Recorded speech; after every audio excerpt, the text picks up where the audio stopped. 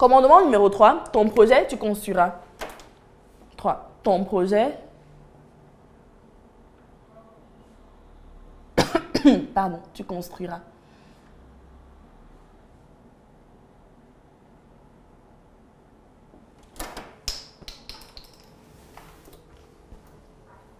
Là, on tombe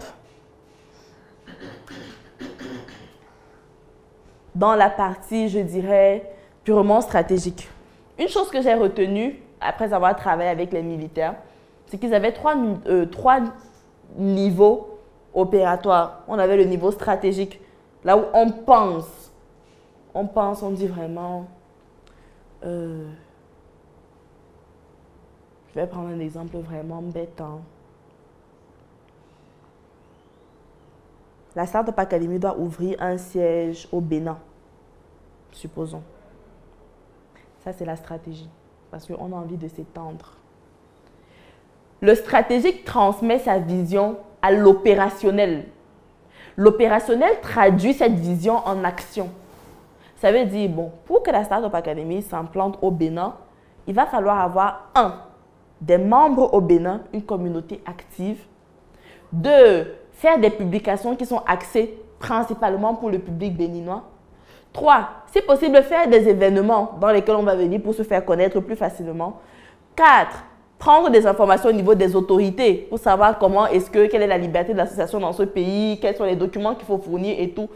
5, imaginez un peu qui seront les tenants du projet, c'est-à-dire il faut peut-être un coordonnateur, il faut un assistant, il faut peut-être un siège, il faut...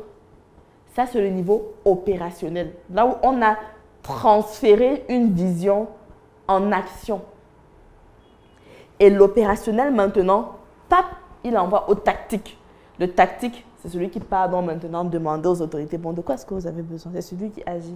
C'est celui qui va donc maintenant créer la communauté, c'est celui qui va. Et dans votre projet, vous devez avoir une démarche exactement pareille. Hier, je vous ai demandé quel est le problème que votre marque va résoudre.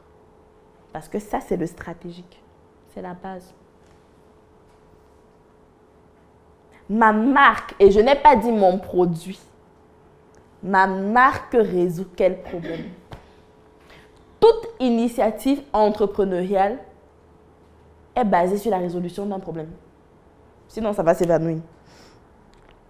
Et d'un problème pertinent. Souvenez-vous, la pierre a écrasé contre le mixeur. Toute initiative entrepreneuriale est basée sur la résolution d'un problème. Du coup, tu te demandes, 1, ma marque résout quel problème?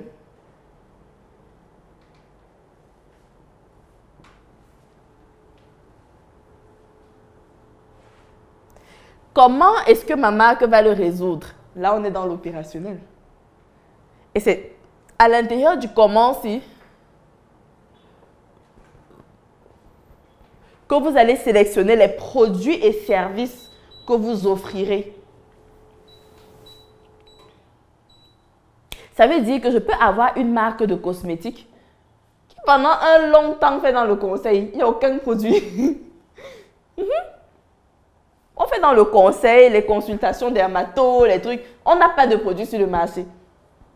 Et le problème qu'on veut peut-être résoudre, c'est, je dirais, le stigma des peaux albinos. Les albinos, vraiment, ils sont hyper stigmatisés dans la société parce qu'avant, on disait que manger la chair d'albinos, ça guérissait de je ne sais pas trop quoi. Et puis, le soleil, et puis finalement, ils n'ont pas un soin particulier. Moi, je veux une marque qui permette à l'albinos de retrouver sa place dans la société à part entière, qui n'a pas besoin de se justifier pour sa peau, ses boutons. Il n'a pas besoin de... Non, je veux une marque qui se concentre sur le soin de la peau albinos. Comment? 1, des services peut-être de sensibilisation pour qu'eux-mêmes, ils apprennent ce qui est bon et mauvais pour eux. 2, des crèmes solaires. Parce que je sais que le soleil leur fait beaucoup de mal. Donc, je peux créer une marque de crème solaire qui vise principalement les albinos. Je dis aussi ça vraiment comme ça. Et là, on est dans le comment. Ça veut dire comment est-ce que le problème que je veux résoudre avec ma marque va être résolu. Vraiment, permettez la tautologie. Maintenant, 3, c'est chez qui? Ma cible, c'est qui? Donc, comme j'ai dit, par exemple, les albinos, là, j'ai même déjà délimité, par exemple, dans ce cas précis de figure. Femmes comme hommes comme enfants, gars, ils ont tous le même problème avec leur peau. Donc, je peux décider de viser peut-être principalement les femmes albinos. Pourquoi? Parce que elles seront plus caring par rapport à leur peau, la peau de leur mari, la peau de leurs enfants, la peau de patati, de patata. Parce que, bon, fin de la journée, une femme reste une femme.